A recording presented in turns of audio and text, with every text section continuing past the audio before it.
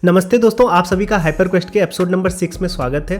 दोस्तों, आज जिस विषय को हम अच्छे से जानेंगे वो है सांख्य दर्शन, जिसे हम सांख्य फिलॉसफी भी कहते हैं। दोस्तों, अगर आप इस एपिसोड को पूरा देखेंगे तो आपको समझ में आ जाएगा कि हमारे ऋषि मुनि कितनी दूर की दृष्टि रखते थे। दोस्तों, आज हमारे पास मॉडर्न टेक्नोलॉजी है, रिसोर्सेज हैं, साइंस बहुत एडवांस है। आप देखिए तो नासा ने हबल टेलीस्कोप हो गया या फिर जेम्स वेब टेलीस्कोप हो गया, ये सब स्पेस टेलीस्कोप्स हैं। ये पृथ्वी पर ही नहीं, आउटर स्पेस में भ्रमण कर रहे हैं और वहाँ से ब्रह्मांड की जो ढेर सारी जानकारियाँ उनको इकट्ठा कर रहे हैं। इसी दिशा में हमारा इसरो है, उसने एस्ट्रोसैट भेजा है। तो जो ब्रह्मांड में जितनी भी मौजूद इलेक्ट्रोमैग्नेटिक वेव्स हैं, चाहे वो रेडियो वेव्स हों, गामा वेव्स हों या फिर नॉर्मल जो हमारी विजिबल स्पेक्ट्रम की वेव्स हों, सबको स्टडी करके हम ढेर सारी चीज़ें ब्रह्मांड से जानने की कोशिश कर रहे हैं। क्योंकि ये मनुष्य की हमेशा से फितरत रही है, जिज्ञासा रही है कि हमारा अस्तित्व आया कहाँ से, हमारे अस्तित्व का रीज़न क्या है, ब्रह्मांड की उत्पत्ति हुई कहाँ से, मनुष्य को समझना है। चाहे वो कोई भी काल रहा हो, चाहे वो आज मॉडर्न साइंस का ज़माना हो, चाहे वो हमारा 4000-5000 साल पहले के ज़माने में जो हमारे ऋषि मुनि हुए, उनको भी ये सब समझना था। तो इस दृष्टि में हमारे भारत भूमि पर जो ऋषि मुनि हुए, वो इन अभावों में भी, जो आज के जो हमारे पास रिसोर्सेज है, इन रिसोर्सेज के अभाव में भी उन्होंने बहुत चिंतन मनन किया, प्रकृति का अध्ययन किया और ढेर सारी थ्योरीज डेवलप की, बहुत ढेर सारी फिलॉसफीज लाई। तो इन फिलॉसफीज में इतनी गहराई है, इतनी गूढ़ता है, इतनी सूक्ष्मता है कि आज भी इस पे एकेडमिक स्टडीज़ होती हैं। इनफैक्ट एक Nobel award winning T S. Eliot करके पोएट हैं, वो बोलते हैं कि भारतीय ऋषि मुनियों की जो फिलॉसफी में सूक्ष्मता है, जो गहराई है, उसके आगे तो यूरोप के जो फिलॉसफर हैं वो स्कूल के बच्चे लगते हैं। मतलब इतनी तार्किक और वैज्ञानिक सिद्धांतों वाली ये फिलॉसफीज हैं। तो दोस्तों, अगर आपको जो ढेर सारे मजहब बताते हैं कि ब्रह्मांड को या फिर सृष्टि को किसी ईश्वर ने बना दिया है, इससे हटकर, इस बात से हटकर, इस फिलॉसफी से हटकर, इस धार्मिक विचार से हटकर कोई ऐसी चीज़ जाननी है जो हमारे ऋषि मुनियों ने दी हो और जो बहुत तार्किक हो, साइंटिफिक हो, तो ये एपिसोड आपके लिए है। सांख्य दर्शन बहुत ही साइंटिफिक फिलॉसफी है। दोस्तों, ये एपिसोड हम 2 पार्ट में करने वाले हैं।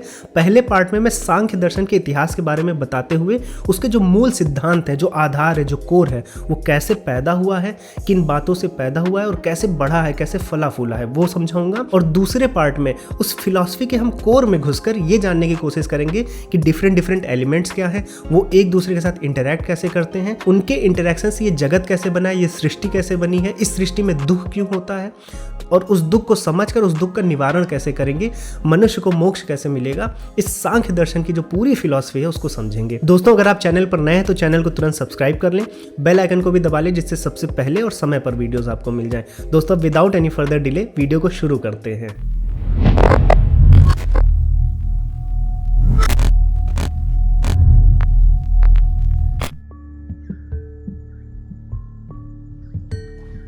दोस्तों, सनातन धर्म के केंद्र में जो 4 वेद हैं, ऋग्वेद, यजुर्वेद, सामवेद, अथर्ववेद, और जो इनके डिफरेंट भाग हैं, चाहे वो संहिता हो गई या फिर हमारे ब्राह्मण ग्रंथ हो गए, आरण्यक हो गए, उपनिषद हो गए, इनके आधार पर जब ऋषि मुनियों ने अध्ययन किया तो 6 तरह की फिलॉसफीज डेवलप की, 6 तरह के दर्शन मानव जीवन को समझने के लिए उन्होंने डेवलप किए। ये आपकी स्क्रीन पर आ रहे होंगे। इनमें से एक है सांख्य दर्शन। अब ये जो डिफरेंट दर्शन आपको दिख रहे हैं, इनमें किसी में कर्म को ऊपर रखा गया है, किसी में भक्ति को ऊपर रखा गया है, किसी में ज्ञान को ऊपर रखा गया है, क्योंकि यही 3 माध्यम है जो सनातन धर्म में ईश्वर तक पहुंचने के लिए बताए गए हैं कि कर्म, ज्ञान और भक्ति 3 तरह के रास्ते हैं। दोस्तों, ये जो 6 फिलॉसफीज आपको स्क्रीन पर दिख रही हैं, ये एक दूसरे से काफ़ी अलग हैं। इनमें से कुछ फिलॉसफीज बहुईश्वरवाद को मानती हैं, कुछ एक भगवान को मानती हैं कि एक ही भगवान है, और कुछ भगवान को मानती ही नहीं है। कुछ ये बोलते हैं कि भगवान हो सकता है हो, लेकिन उनकी इच्छा नहीं है कि वो सृष्टि बनाएं, वो पूरे ब्रह्मांड को रचें, इस तरह की इच्छा नहीं वो रखते हैं। तो उन्हीं में से जो ये सांख्य दर्शन है वो भी अनिश्वरवादी है। वो ईश्वर को भले डिनाई ना करती हो, लेकिन ये भी नहीं मानते कि ईश्वर सृष्टि की रचना किए होंगे, कोई मतलब ऐसे बाहर से कुछ पुश करके ब्रह्मांड बना हो।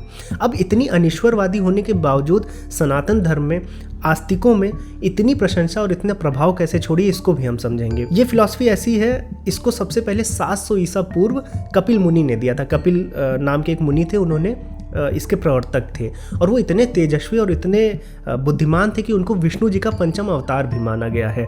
इनफैक्ट भगवद गीता में आप पढ़ेंगे तो भगवान श्री कृष्ण स्वयं बोलते हैं कि श्रेष्ठ पुरुषों में, सिद्ध पुरुषों में मैं कपिल मुनि हूँ। तो आस्तिक समाज में भी जो आस्तिक संप्रदाय हैं, जिन्होंने भगवान की पूजा की है, जिन्होंने भगवान की सत्ता को माना है, उसमें भी सांख्य दर्शन को, कपिल मुनि को उतनी ही इज्जत है, उतनी ही प्रशंसा है जितनी नास्तिक समाज में, जैसे हमारा बौद्ध धर्म हो गया। तो बौद्ध धर्म भी एक अनिश्वरवादी है, नास्तिक धर्म है, वहाँ पे भगवान की सत्ता को नहीं माना जाता है।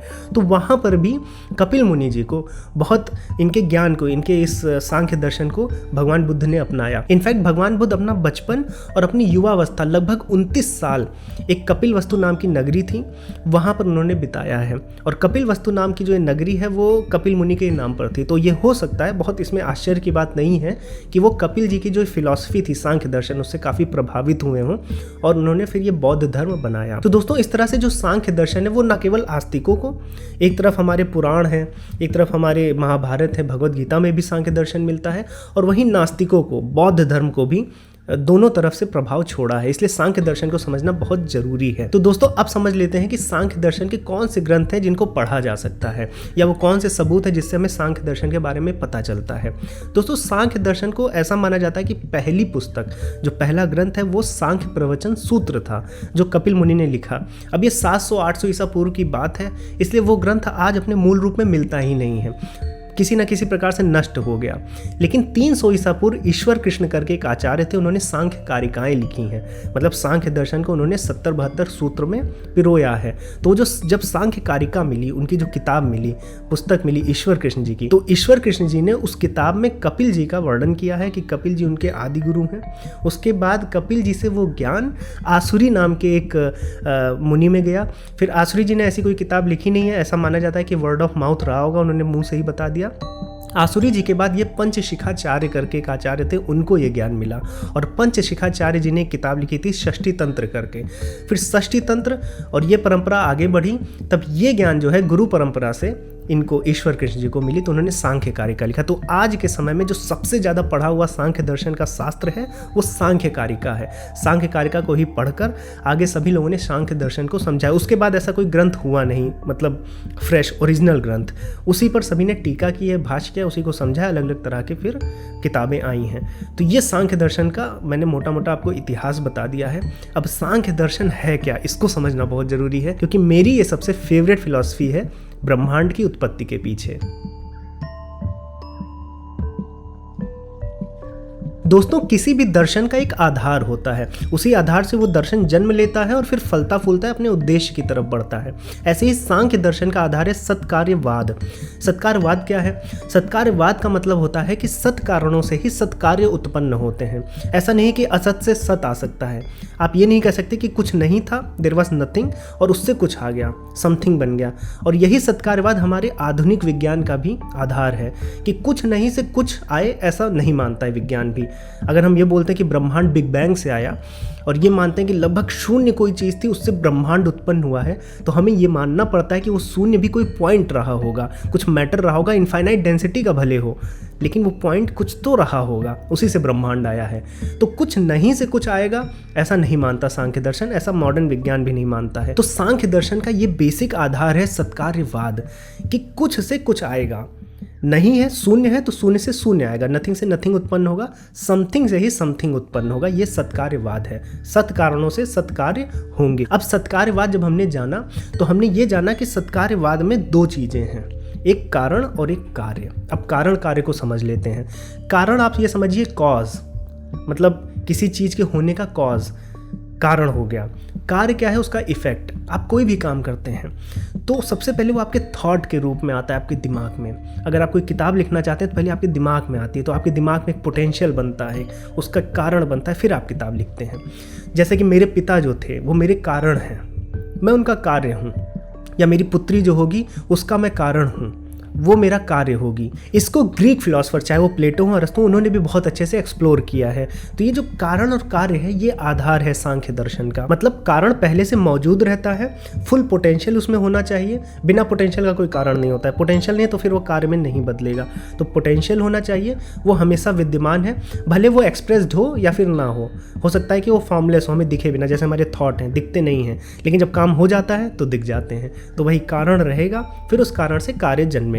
अब कारण दो तरह के होते हैं, एक निमित्त कारण और एक उपादान कारण। जैसे अगर मान लीजिए आपके पास घड़ा है, मिट्टी का घड़ा, तो मिट्टी के घड़े के अस्तित्व में आने के पीछे के दो कारण हैं। एक कुम्हार और एक मिट्टी। अगर कुम्हार नहीं है तो मिट्टी का घड़ा नहीं आएगा, और मिट्टी नहीं है तब भी मिट्टी का घड़ा नहीं आएगा। तो दो कारण हो गए।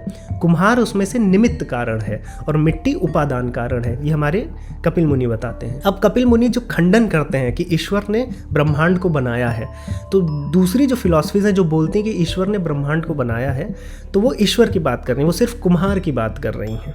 तो वो बोलते हैं कि चलो निमित्त कारण मैंने मान लिया कि ईश्वर ने ब्रह्मांड को बनाया है, उपादान कारण क्या है?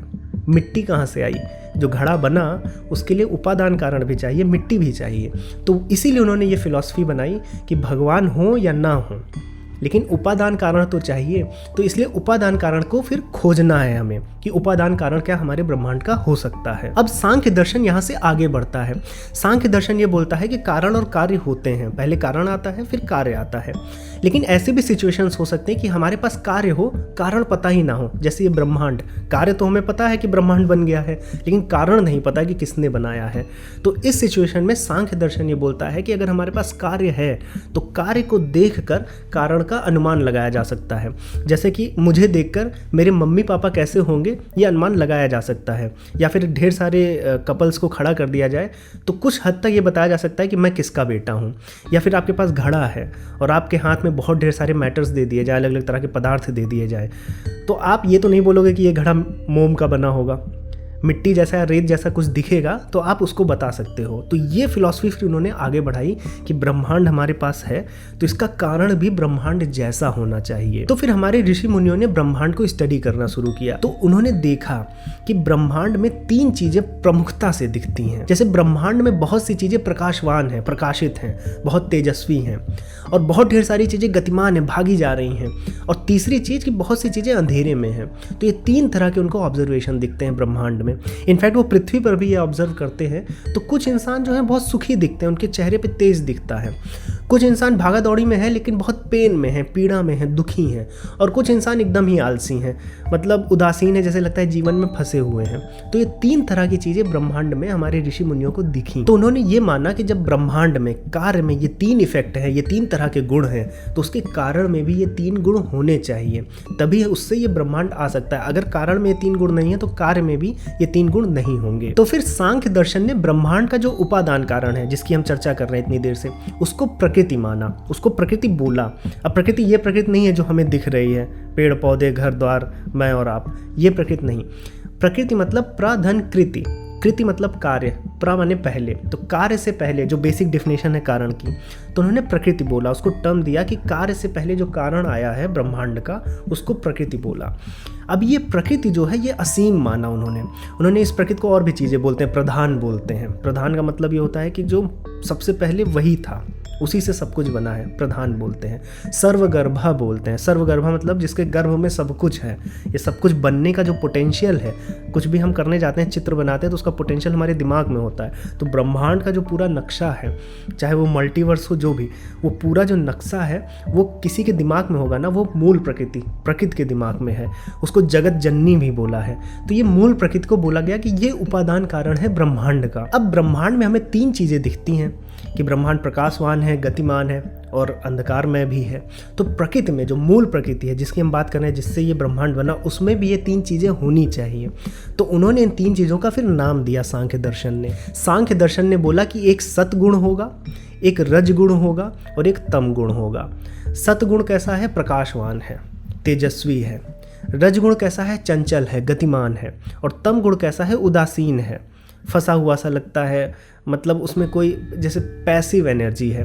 तो ये तीन तरह की चीज़ें प्रकृति में होनी चाहिए, मूल प्रकृति में, तभी उससे जो ब्रह्मांड बनेगा उसमें भी ये तीन तरह की चीज़ें दिखेंगी।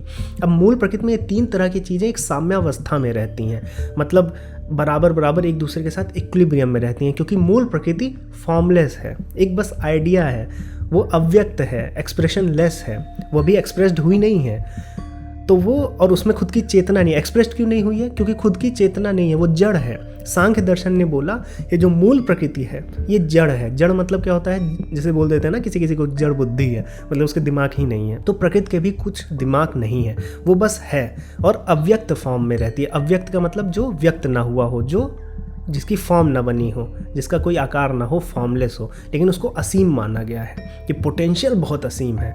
उस अब इतना बड़ा ब्रह्मांड आया, ब्रह्मांड को तो आज तक हम नहीं समझ पाए कि उसके छोर क्या हैं, उसका कितना बड़ा है, हम पहुंच ही नहीं पाए। तो जो इतना असीम जिससे कोई चीज़ आ सकती है तो वो कितनी असीम रहेगी। तो प्रकृति को बहुत असीम माना गया, लेकिन असीम मानने के साथ साथ उसको जड़ माना गया कि उसमें बुद्धि नहीं है, वो खुद से नहीं बना सकती। कौन से गुण किस अनुपात में मिलके, सत रज तम का कौन कौन सा किस अनुपात से मिलके ये ब्रह्मांड बनेगा, ब्रह्मांड की कौन सी चीज़ कितने अनुपात में बनेगी, ये प्रकृति के बस का नहीं है, क्योंकि उसके पास खुद की चेतना नहीं है, वो जड़ है। जैसे आप कलर देखिए, RGB होता है, तो कुछ जब कोड आप उठाते हैं तो RGB के कुछ अनुपात में फिर कलर्स बनते हैं। कुछ अलग अनुपात होता है तो लाल बनता है, फिर लाल की अलग अलग फॉर्म बनती है, ब्लू बनता है, येलो बनता है। तो उसी तरह से सत रज तम जो है, इनके अलग अलग अनुपात में फिर अलग अलग चीज़ें बनती है ब्रह्मांड की। तो ये कैसे बनेंगी, उसकी खुद की चेतना नहीं है। अब इसको बनाने के लिए कोई दूसरी चीज़ चाहिए। दूसरी चीज़ क्या चाहिए? चेतना चाहिए।